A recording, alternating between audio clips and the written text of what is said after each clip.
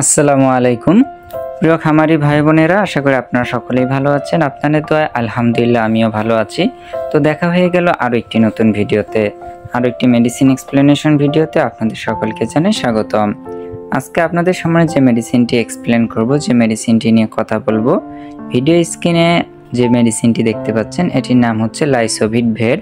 তো আজকে কথা বলবো লাইসোভিট নিয়ে। লাইসোভিট কেন খাওয়াবেন, কী কারণে খাওয়াবেন এবং এটি কী কী ধরনের কাজ করে থাকে সেই সব কিছু নিয়ে কথা বলবো।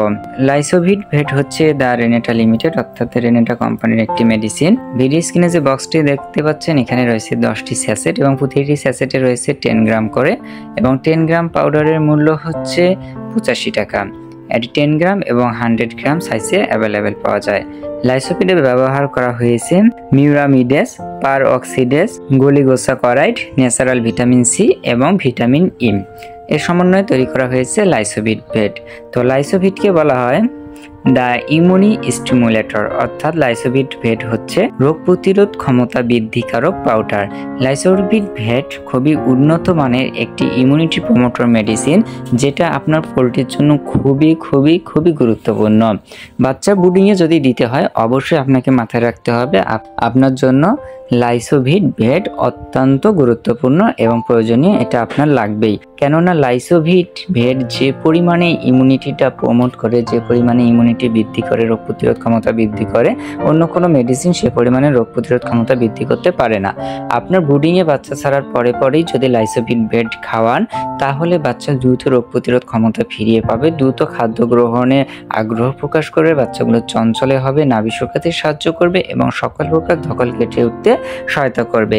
কেননা এখানে ব্যবহার করা হয়েছে মিউরামিডেস, পারঅক্সিডেস, গলিগোসাকারাইড এবং তার সঙ্গে রয়েছে ন্যাচারাল ভিটামিন সি, যেটা বাচ্চার নাভি শুকাতে অত্যন্ত কার্যকরী ভূমিকা পালন করবে এবং ভিটামিন ই রয়েছে, যেটা তাৎক্ষণিক তার অঙ্গ প্রত্যঙ্গগুলোকে সচল করবে এবং কাজের প্রতি আগ্রহ প্রকাশ করবে। সর্বোপরি বাচ্চার খাওয়ার চাহিদা বৃদ্ধি হবে, রোগ প্রতিরোধ ক্ষমতা বাড়বে এবং যে কোনো ধরনের ধকল প্রতিরোধী হিসেবে কাজ করবে।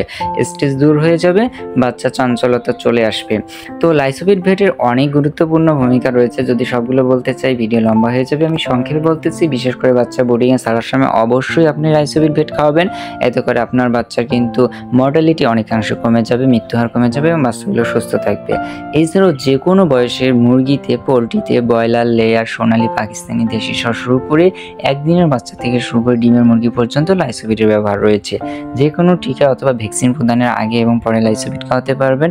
স্থানান্তরের আগে এবং পরে লাইসোভিট খাওয়াবেন। কোনো জায়গায় নিয়ে যাচ্ছেন আগে লাইসোভিট খাওয়াই নেবেন এবং কোনো জায়গা থেকে জার্নি করে নিয়ে এসেছেন এরপর লাইসোভিট খাওয়াতে দিবেন।